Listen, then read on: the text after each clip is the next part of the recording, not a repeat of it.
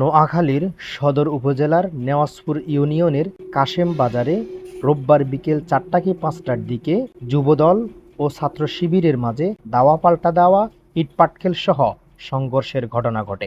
এই সংঘর্ষে উভয় দলের প্রায় 40 জন আহত হয়েছে বলে বিভিন্ন সংবাদ মাধ্যম জানিয়েছে। যদিও সংবাদ মাধ্যম 40 জন উল্লেখ করে, কিন্তু স্থানীয় সূত্র বা হাসপাতাল কর্তৃপক্ষ বলছে প্রায় 50 কি 55 জন আহত হয়েছে, যাদের অনেকেই এখন পর্যন্ত হাসপাতালে ভর্তি। সংঘর্ষ এতই ব্যাপক এবং ভয়াবহ ছিল যে সেনাবাহিনী এবং পুলিশ গিয়ে পরিস্থিতি নিয়ন্ত্রণে আনতে হয়। কেন এই সংঘর্ষের সূত্রপাত হয়েছিল তা জানতে গিয়ে জানা যায়, শনিবার বিকেলে ওই মসজিদে বাংলাদেশ ইসলামী ছাত্র শিবির কোরআন শিক্ষা বা দার্সে কোরআনের আয়োজন করেছিল। ইসলামী ছাত্র শিবিরের এমন শান্তিপূর্ণ কর্মসূচিতে বিএনপির যুবদল সেখানে হামলা চালায়। বিএনপি বলছে মসজিদে রাজনৈতিক কার্যক্রম চলছিল, যা স্থানীয়রা অথবা অন্য পক্ষ আপত্তি জানিয়েছে। বিএনপি আরও বলছে মসজিদে ব্যানার টাঙিয়ে দলীয় স্লোগান দিয়ে মসজিদে রাজনৈতিক কার্যক্রম চালানো হচ্ছে, যা স্থানীয়রা মেনে নিচ্ছে না বলে বিএনপি দাবি করছে। কিন্তু ইসলামী ছাত্র শিবিরের দাবি হচ্ছে স্থানীয় লোকজনকে নিয়েই তারা কোরআন শিক্ষার মতো শান্তিপূর্ণ কর্মসূচি বাস্তবায়ন করছিল, যার মাঝে বিএনপি গিয়ে হামলা চালায়। ফলে উভয় দলের মধ্যে সংঘর্ষ তৈরি হয় এবং হতাহতের ঘটনা ঘটে। এখন প্রশ্ন হলো, মসজিদে দলীয় অথবা রাজনৈতিক কোনো কার্যক্রম চালানো যায় কি? মসজিদ কি শুধুমাত্র ইবাদতের জন্য, নাকি মসজিদে অন্য কোনো কাজও করা যায়? চলুন আমরা ইসলামের দৃষ্টিকোণ থেকে, আমাদের রাসূলুল্লাহ সাল্লাল্লাহু আলাইহি ওয়াসাল্লামের জীবন থেকে জানার চেষ্টা করব, মসজিদে দলীয় কোনো কার্যক্রম বা রাজনৈতিক কোনো কার্যক্রম আদৌ চালানো যায় কি। ইসলামের প্রথম মসজিদ মসজিদে কুবা, যেটা রাসূলুল্লাহ সাল্লাল্লাহু আলাইহি সাল্লাম নিজ হাতে প্রতিষ্ঠিত করেন। তারপর দ্বিতীয় মসজিদ মসজিদে নববী, যাও রাসূল সাল্লাল্লাহু আলাইহি সাল্লামের নিজ তত্ত্বাবধানে সাহাবায়ে কেরাম সহ প্রতিষ্ঠিত করা হয়। মসজিদে নববী শুধুমাত্র একটি মসজিদই ছিলেন না, এটি একটি ইসলামী শিক্ষা কেন্দ্রও ছিলেন। মসজিদে নববী ছিল ইসলামের দ্বিতীয় পবিত্রতম মসজিদ। এখানে মুসলমানরা 5 ওয়াক্ত নামাজ, জুমা, ঈদের নামাজ, দোয়া ও ইতিকাফ করত।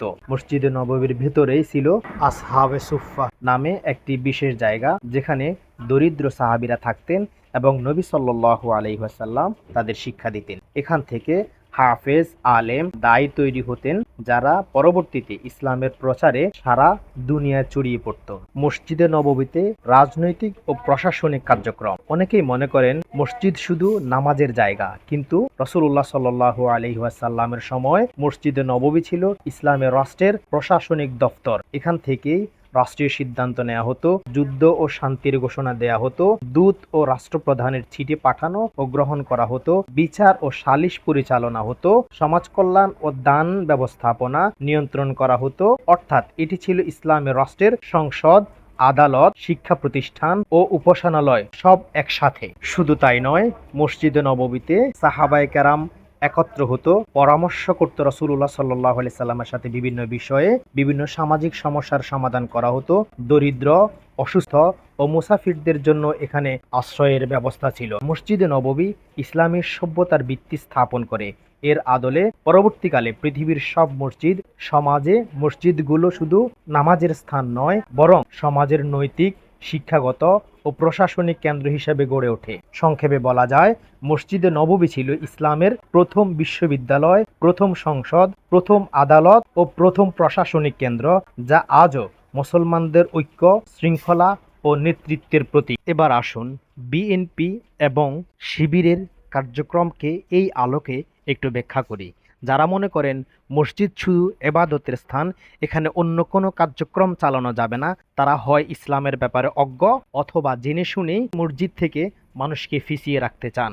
আর যারা মসজিদকে ঢালাওভাবে সকল ব্যাপারেই ব্যবহার করতে চান, তারাও বাড়াবাড়ি করেন বলেই আমার মনে হয়।